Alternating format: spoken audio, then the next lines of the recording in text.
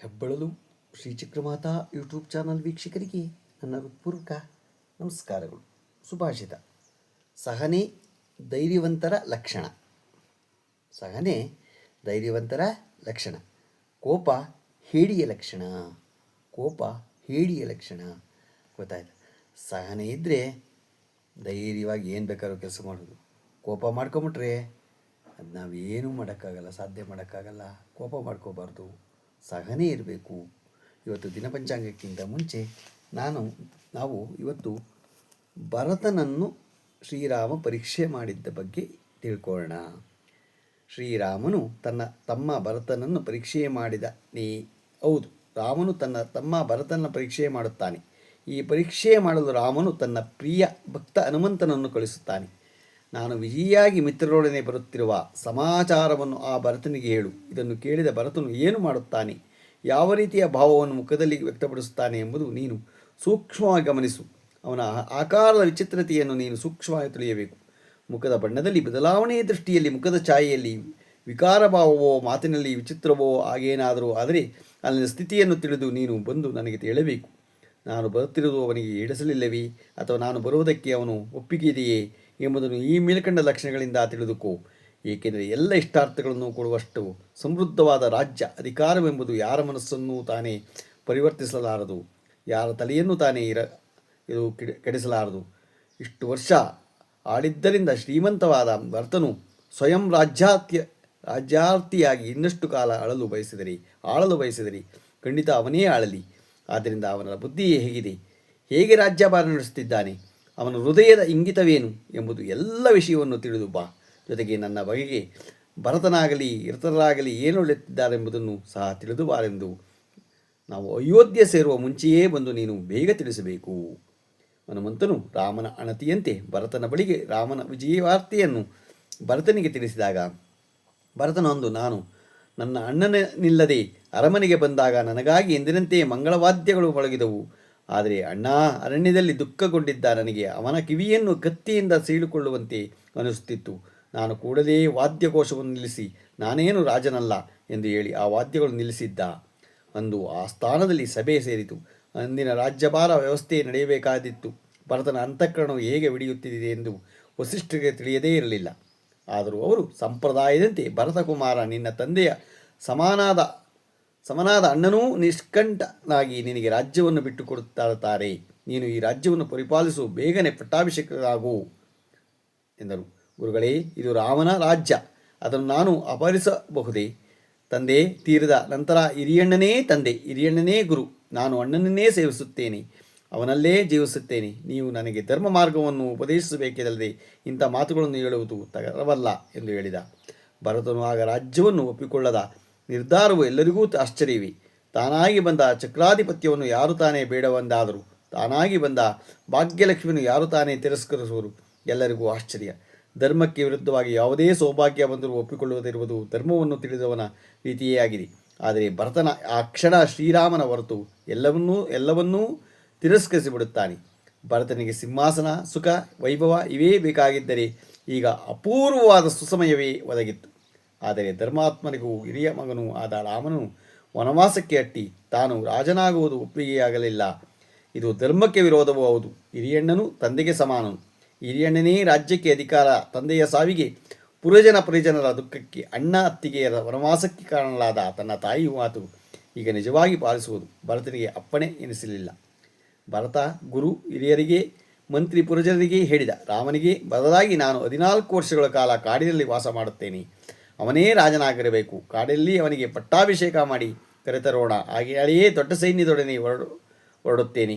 ಅವನ ಮಾತುಗಳನ್ನು ಕೇಳಿ ಜನರೆಲ್ಲ ಬೆರಗಾದರು, ಸಂತೋಷಪಟ್ಟರು. ಅಣ್ಣಂದಿರು ವನವಾಸಕ್ಕೆ ತೆರಳಿದ ದಾರಿ ಯಾವುದೆಂದು ತಿಳಿದುಕೊಂಡು ಭರತನು ಅದೇ ದಾರಿಯಲ್ಲಿ ಹೊರಟು ಗಂಗಾ ನದಿಯ ದಡದಲ್ಲಿ ಬೇಡರ ರಾಜ ಗುಹ ಎಂಬುವನಿದ್ದನು. ಈತನೇ ಮೊದಲು ಅಲ್ಲಿದ್ದ ರಾಮ, ಸೀತೆ, ಲಕ್ಷ್ಮಣನನ್ನು ದೋಣಿಯಲ್ಲಿ ಗಂಗಾ ನದಿಯನ್ನು ದಾಟಿಸಿದನು. ಅವರಲ್ಲಿ ಗುಹನಿಗೆ ಬಹು ಗೌರವ. ಭರತನು ದೊಡ್ಡ ಸೈನ್ಯದ ಜೊತೆಗೆ ಬಂದದ್ದನ್ನು ಕಂಡು ಗುಹೆಗೆ ಅನುಮಾನ. ರಾಮನಿಗೆ ಏನೋ ಕೆಡುಕು ಮಾಡಲು ಬಂದಿದ್ದಾನೆ ಎಂದೇ ಅವನು ಊಹೆ. ಆದ್ದರಿಂದ ಗುಹನು ತನ್ನ ಸೈನಿಕರಿಗೆ ಸಿದ್ಧವಾಗಿರಲು ತಿಳಿಸಿದ. ರಾಮ ಲಕ್ಷ್ಮಣ ವಿಷಯದಲ್ಲಿ ಭರತನಿಗೆ ಕೆಟ್ಟ ಭಾವನೆ ಇಲ್ಲದೆ ಹೋದರೆ ನಮ್ಮ ಸೈನ್ಯವು ಹಿಂತಿರುಗಿಸಲಿ ಎಂದು ಹೇಳಿ ಕಾಣಿಕೆ ಸಹಿತ ಭರತನಲ್ಲಿಗೆ ಹೊರಟ. ಗುಹ ಭರತನನ್ನು ಕಂಡು ಹಿರಿಯಣ್ಣನಿಗೆ ತಂದೆಗೆ ಸಮಾನ ಅವನನ್ನು ಪುನಃ ಕರೆದು ತರಲು ಹೊರಟಿದ್ದೇನೆ ಎಂದು ಭರತ ಹೇಳಿದ. ಗುಹನಿಗೆ ಆಶ್ಚರ್ಯವಾಯಿತು. ಭರತನ ದೊಡ್ಡತನವನ್ನು ಕಂಡು ಮೆಚ್ಚುಗೆಯಾಯಿತು.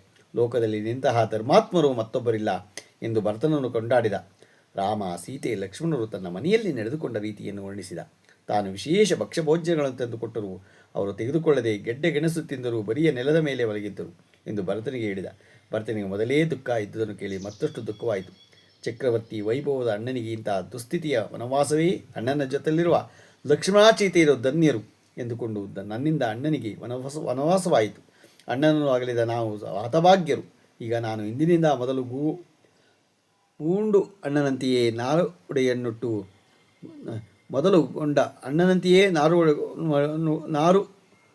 ಉಡಿಯನ್ನುಟ್ಟು ಗೆಡ್ಡೆ ಗೆಣಸು ಸೇವಿಸುತ್ತೇನೆ, ನೆಲದ ಮೇಲೆ ಮಲಗುತ್ತೇನೆ. ಅಣ್ಣನಿಗೆ ಪಟ್ಟಾಭಿಷೇಕನಾಗಬೇಕು, ಇಲ್ಲವೇ ನಾನು ಅಣ್ಣನ ಜೊತೆಯಲ್ಲಿ ಅವನ ಸೇವೆಯನ್ನು ಮಾಡಿಕೊಂಡಿರುವೆನು.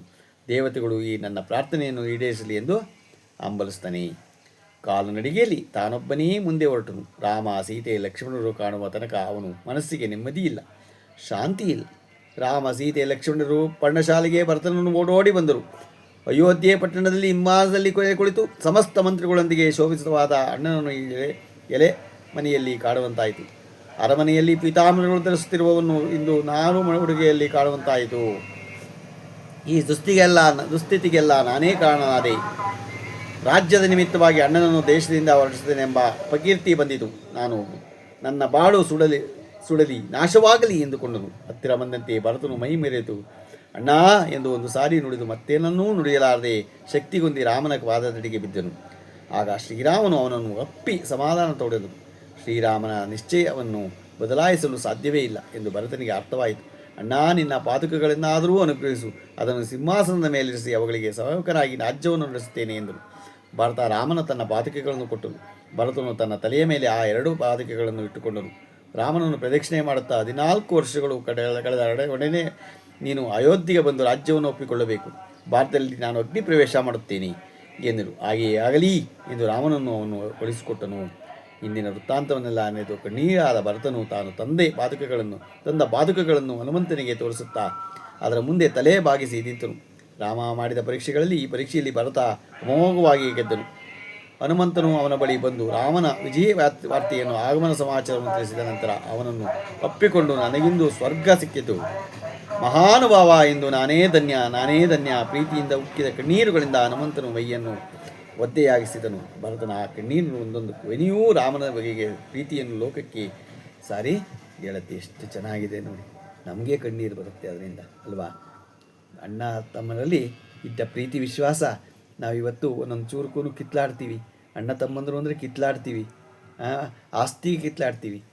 ಅವರ ಒಂದು ಯಾವುದೇ ರಾಜ್ಯಭಾರ ಕೊಟ್ಟರು, ಯಾವುದೇ ನೀನು ರಾಜ್ಯ ವಹಿಸ್ಕೊ ಅಂತಂದ್ರು ಬೇಡ ಅಂತ ಹೇಳಿದ್ರು ಅಲ್ವಾ. ಅದನ್ನು ನಾವು ಎಲ್ಲ ಪರಿಪಾಲಿಸಬೇಕು. ಯಾರೇ ಆಗೋಗಲಿ, ನಾವು ಇರೋದು ಒಂದು ದಿನ ಇರ್ತೀವೋ 2 ದಿನ ಇರ್ತೀವೋ, ಆದರೆ ಈ ಒಂದು ಕಿತ್ಲಾಟ ಬೇಡ, ಹೊಡೆದಾಟ ಬೇಡ. ಆ ಒಂದು ಕಲ್ತ್ಕೊಂಡು ತಿದ್ದುಕೊಂಡು ನಾವು ರಾಮ ಲಕ್ಷ್ಮಣ ಭರತರಂತೆ ನಾವು ಮುಂದೆ ಹೋಗೋಣ. ಎಲ್ಲರೂ ಅಷ್ಟೇ ನಮ್ಮ ದೇಶದಲ್ಲಿ ನಾವು ಒಂದು ಇದನ್ನು ಪಾಲಿಸೋಣ ಅಂತ ಹೇಳ್ತೀನಿ. ಇವತ್ತು ನಾವು ದಿನಪಂಚಾಂಗವನ್ನು ತಿಳ್ಕೊಳ್ಳೋಣ. ದಿನಾಂಕ 13/9/2025 ಶನಿವಾರ, ಶ್ರೀ ವಿಶ್ವಾವಸು ನಾಮ ಸಂವತ್ಸರ, ದಕ್ಷಿಣ ಭಾದ್ರಪದ ಮಾಸ, ವರ್ಷ ಋತು ಕೃಷ್ಣ ಪಕ್ಷ, ತಿಥಿ ಷಷ್ಠಿ, ಹಗಲು 11:05, ನಕ್ಷತ್ರ ಕೃತಿಕ, ಹಗಲು 2:42, ಮಳೆ ಪುಬ್ಬ 4ನೇ ಪಾದ, ರಾಹುಕಾಲ 9:15ರಿಂದ 10:47, ಗುಳಿಕ ಕಾಲ 6:12ರಿಂದ 7:43, ಯಮಂಡ ಕಾಲ 1:50ರಿಂದ 3:22. ಇವತ್ತು ಯಾರು ಹುಟ್ಟುಹಬ್ಬ ಆಚರಿಸ್ಕೊತಿದ್ರು, ಮದುವೆಯಾದ ದಂಪತಿಗಳು ವಾರ್ಷಿಕೋತ್ಸವ ಆಚರಿಸುತ್ತಿರೋರಿಗೆ ನಮ್ಮ ಹೆಬ್ಬಳಲು ಶ್ರೀ ಚಕ್ರಮಾತಾ ಯೂಟ್ಯೂಬ್ ಚಾನಲ್ ಕಡೆಯಿಂದ ಶುಭ ಕಾಮನೆಗಳನ್ನು ತಿಳಿಸ್ತೀವಿ. ದೇವರು ಅವರಿಗೆ ಆಯಸ್ಸು, ಆರೋಗ್ಯ, ಐಶ್ವರ್ಯ ಎಲ್ಲ ಕೊಟ್ಟು ಕಾಪಾಡಲಿ ಅಂತ ಕೇಳ್ಕೊತೀವಿ. ನಮ್ಮ ಹೆಬ್ಬಳಲು ಶ್ರೀ ಚಕ್ರಮಾತಾ ಯೂಟ್ಯೂಬ್ ಚಾನಲ್ ಯಾರು ಸಬ್ಸ್ಕ್ರೈಬ್ ಆಗಿರು ದಯಮಾಡಿ ಸಬ್ಸ್ಕ್ರೈಬ್ ಆಗಿ, ಲೈಕ್ ಕೊಡಿ. ಇದು ನಿಮ್ಮದೇ ಚಾನಲ್ ಆಗಿರೋದ್ರಿಂದ ನಮ್ಮ ಲಿಂಕನ್ನು ಬೇರೆ ಗ್ರೂಪ್ಗೆ ಫಾರ್ವರ್ಡ್ ಮಾಡಿ. ನಮಸ್ಕಾರಗಳು.